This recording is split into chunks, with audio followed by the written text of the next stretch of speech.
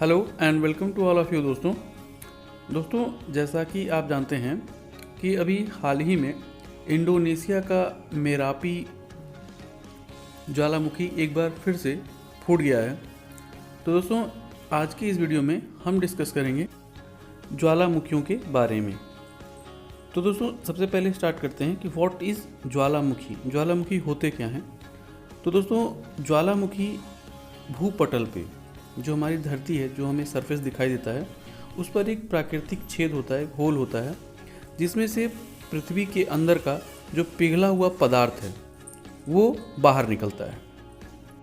और इस पिघले हुए पदार्थ के साथ ही उसमें से राख, भाप और गैस, अन्य चीज़ें भी उसमें से इसके साथ ही निकलती हैं। तो अब दोस्तों बात ये आती है कि जो पिघला हुआ पदार्थ है जिसे हम लावा कहते हैं, तो ये लावा आखिर आता कहाँ से, ये है क्या चीज़। तो इस संदर्भ में आपको बताता चलूँ दोस्तों कि जो हमारी पृथ्वी है, जैसा कि आप जानते हैं कि वह अपने लगातार रोटेट करती है, घूमती रहती है। और जैसा कि आप इस चित्र में भी देख पा रहे होंगे कि पृथ्वी का जो क्रोड है, जो उसका इनर भाग है, उस पर बहुत ही हाई टेम्परेचर और प्रेशर होता है। मतलब उसका टेम्परेचर जो है, जो तापमान है, वो बहुत ही ज़्यादा होता है और प्रेशर भी बहुत ज़्यादा होता है। इसलिए दोस्तों वहाँ पर जो मुख्य रूप से पाए जाते हैं निकिल और लोहा, क्रोमियम आदि इस प्रकार के जो उसमें तत्व पाए जाते हैं, वो तत्व सॉलिड फॉर्म में नहीं होते हैं, वो लिक्विड बन जाते हैं, वो एक द्रव के रूप में हो जाते हैं। और वही जब अंदर पृथ्वी के क्रोड के अंदर, पृथ्वी के अंदर जब ये चीज़ें इतनी प्रेशर के साथ होती हैं और इसमें इतना टेम्परेचर ज़्यादा होता है और कहीं पर भी इंटरनल डिस्टर्बेंस होने के कारण जब ये बाहर की ओर फूट कर निकलते हैं, तो यही एक लावा के फॉर्म में बाहर निकलता है। लावा मीन्स एक मॉल्टन, बिल्कुल पिघला हुआ, आप समझ सकते हैं। जैसा कि कई बार आप लोगों ने सड़कों को बनते हुए देखा होगा, और सड़कों पर बनने के लिए दोस्तों आपने ज़रूर देखा होगा काले काले रंग का एक तारकोल होता है और उसको गर्म किया जाता है। गर्म करने पर बिल्कुल पिघल जाता है। तो उसी प्रकार का ये जो होता है लावा होता है। और ये लोहे, मूल रूप से लोहा, निकिल और मैग्नीशियम और भी इस तरह के कई उसमें धातुएं होती हैं, और उसी का यह मॉल्टेन भाग होता है, बिल्कुल से पिघला हुआ भाग होता है। उसी को जब वो पृथ्वी के अंदर रहता है तो उसको हम मैग्मा कहते हैं, और जब वो पृथ्वी से बाहर निकलता है किसी भी ज्वालामुखी के थ्रू, तब हम इसको एक लावा कहते हैं। और जो ये निकलता है बिल्कुल नदी की तरह बहने लगता है, तो इसको हम लावा की नदी कहते हैं। दोस्तों बता दूं कि मेरापी में जो इस वक्त निकला है, ज्वालामुखी फूटा है, उसमें से जो लावा निकला है वो अभी तक का सबसे ज़्यादा तेज़ निकलने वाला लावा है मेरापी ज्वालामुखी में, जो कि इंडोनेशिया में स्थित है। अब दोस्तों बात ये आती है कि आखिर ज्वालामुखी का स्वरूप कैसा होता है, दिखने में कैसा होता है। तो दोस्तों जैसा कि आप इस चित्र में भी देख पा रहे होंगे कि इसमें एक पहाड़ी नुमा बन गया है। तो दोस्तों ये पहाड़ी नुमा पहले नहीं बना होता है। यह जो है कि जैसे ही उसमें से लावा निकलता है और वह फिर पिघलता जाता है धीरे धीरे, तो वो ऊपर से एक शंकु का, एक कोन का आकार लेता जाता है, वहाँ से निकलता जाता है। तो यही धीरे धीरे दोस्तों चट्टानों में परिवर्तित हो जाता है। और जो आपको मैं बता दूं यहाँ पे एक शॉर्टकट में कि जो आग्नेय प्रकार की चट्टानें होती हैं, उनका निर्माण इसी प्रकार के ज्वालामुखी के लावा जब बाहर निकलता है और वह जब ठंडा हो जाता है तब वह चट्टानों का रूप ले लेता है। और इस प्रकार से जो चट्टानें बनती हैं वो कहलाती हैं आग्नेय प्रकार की चट्टानें। और आग्नेय चट्टानों के टूट फूट से ही काली मिट्टी का निर्माण होता है। काली मिट्टी जो मुख्य रूप से गुजरात और महाराष्ट्र में पाई जाती हैं, और इसमें कपास की खेती बहुत ही अच्छे ढंग से होती है। तो इसका निर्माण ज्वालामुखी के लावा से ही होता है। तो दोस्तों अब बातें हो गई ज्वालामुखी के बारे में। अब जान लेते हैं कि पूरे संसार में, विश्व भर में जो ये ज्वालामुखी हैं, ये इनकी वितरण कैसा है, ये पाए कहाँ कहाँ जाते हैं। तो इस संदर्भ में आपको बताता चलूँ दोस्तों कि प्रशांत महासागर जो है उसमें जो द्वीप हैं और उसके किनारे किनारे जो महाद्वीप हैं, उन्हीं क्षेत्र में ही पूरे संसार का लगभग 90% ज्वालामुखी उसी क्षेत्र में स्थित है। और दोस्तों इस क्षेत्र में पाए जाने वाले ज्वालामुखियों को अगर एक पॉइंट्स को अगर जोड़ते जाएं, तो हम जैसा कि इस फिगर में भी देख पा रहे हैं कि वह एक रिंग का रूप ले लेगा, एक वो वलय का रूप ले लेगा। इसीलिए इस क्षेत्र को फायर ऑफ रिंग या अग्नि वलय के नाम से भी जाना जाता है। जैसा कि दोस्तों आप इस मैप में भी देख पा रहे होंगे कि यह पूरे साउथ अमेरिका का जो पोर्शन है वो, इसके बाद नॉर्थ अमेरिका, इसके बाद जापान, इंडोनेशिया, मलेशिया और जो भी साउथ ईस्ट एशिया है वहाँ तक यह पूरा क्षेत्र फैला हुआ है और एक वृत्ताकार रूप लेता जा रहा है। तो दोस्तों यह जो क्षेत्र है प्रशांत महासागर का परिमेखला है, उसको हम रिंग ऑफ फायर के नाम से भी जानते हैं। तो दोस्तों अब हम डिस्कस करेंगे ज्वालामुखियों के प्रकार। ज्वालामुखी कितने प्रकार के होते हैं? तो दोस्तों बेसिकली ज्वालामुखी 3 प्रकार के होते हैं। पहला है जागृत ज्वालामुखी, दूसरे हैं सुषुप्त ज्वालामुखी, तीसरा है शांत ज्वालामुखी। तो आइए इन तीनों को हम एक एक करके डिस्कस कर लेते हैं। सक्रिय ज्वालामुखी। तो सबसे पहले सक्रिय ज्वालामुखी वो ज्वालामुखी होते हैं जिनमें अधिकतर एक निश्चित क्रम के बाद, एक निश्चित समय के बाद, साल 2 साल 5-10 साल के बाद एक उद्गार होता रहता है। तो ऐसे ज्वालामुखियों को सक्रिय ज्वालामुखी कहे जाते हैं। और इस प्रकार के जो ज्वालामुखी हैं वो दुनिया भर में लगभग 500 इनकी संख्या है।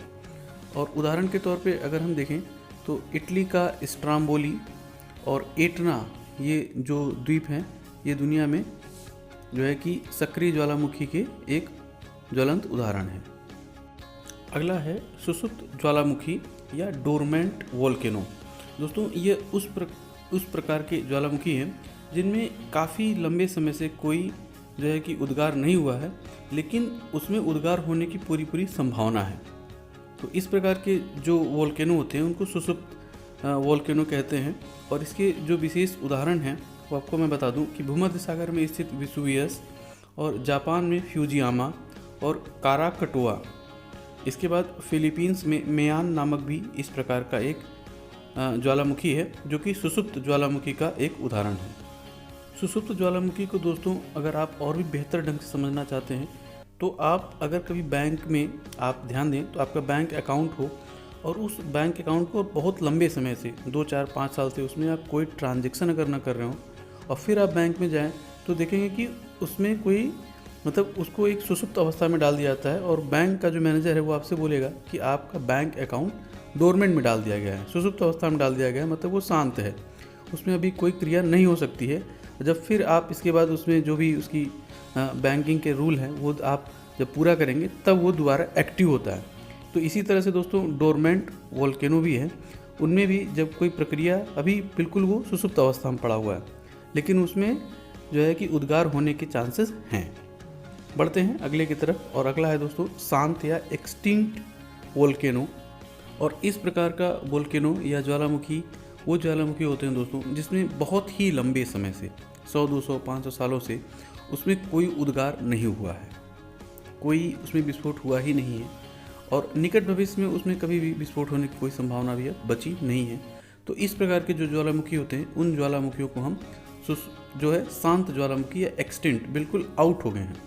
जिस तरह से आपका बैंक अकाउंट है तो बैंक अकाउंट अभी वो बिल्कुल आपका क्लोज नहीं हुआ है, वो डोरमेंट में डाल दिया गया है। तो जब उसको क्लोज कर दिया जाएगा तो वो शांत या एक्सटिंक्ट हो जाएगा। और इसके जो प्रमुख उदाहरण है दोस्तों वो हैं म्यांमार में स्थित पोपा ज्वालामुखी, साथ ही अफ्रीका महाद्वीप में स्थित तंजानिया देश में स्थित किलिमंजारो जो है, इसके बाद चिम्बो राजो जो दक्षिणी अमेरिका में स्थित है, इसके बाद कोह सुल्तान और देवबंद जो कि ईरान में स्थित है। तो ये सभी ज्वालामुखी जो हैं दोस्तों ये शांत या एक्सटिंक्ट ज्वालामुखी के उदाहरण हैं। अब हम दोस्तों विश्व के कुछ प्रमुख जो ज्वालामुखी हैं उनको इस सूची के माध्यम से उनको देख लेते हैं। तो दोस्तों जैसा कि इसमें आप देख भी रहे होंगे कि फ्यूजियामा जो जापान में है, वेसुवियस इटली में, स्ट्राम्बोली भी इटली में, इसके अलावा कराकाटोआ इंडोनेशिया में, किलिमंजारो तंजानिया में, देवबंद ईरान में, मौना लोआ हवाई द्वीप जो कि यूएसए में स्थित है, इसके अलावा कैटोपेप्सी इक्वेडर, तो Saint Helens USA, Krakatoa Indonesia, Mount Cameroon, Mount Kenya या जो कि कीनिया में स्थित है। तो इस तरह के दोस्तों बहुत से महत्वपूर्ण जो कि कई एग्जाम्स में पूछे भी गए हैं और अभी आगे जब हम क्वेश्चन आंसर्स करेंगे तो उसमें भी इस जो है सूची है इसका बहुत ही यूज होगा, तो इसको आप ज़रूर से याद रखिएगा। चलिए दोस्तों अब आगे बढ़ते हैं और आगे अब हम डिस्कस करते हैं कुछ महत्वपूर्ण वोल्केनोज के बारे में। तो दोस्तों जैसा कि अभी हम लोगों ने डिस्कस किया था कि स्ट्राम्बोली जो कि एक भूमध्य सागर में स्थित एक ज्वालामुखी है, तो दोस्तों इस संदर्भ में बता दूं कि भूमध्य सागर के सिसिली द्वीप में यह स्थित है। और इस ज्वालामुखी की खासियत क्या है कि इसमें से नीचे से, जैसा कि मैंने आपको शुरुआत में ही बताया कि गैसें या फिर लावा और बहुत सी चीज़ें निकलती रहती हैं, तो नीचे से जो गैस निकलती रहती है शायद वो ज्वलनशील गैस होती होगी, इसी वजह से ये हमेशा जलती रहती है। और जब ये जलती रहती है तो दूर से अंधेरे में बिल्कुल एक लौ की तरह दिखाई देती है, एक लाइट की तरह दिखाई देती है।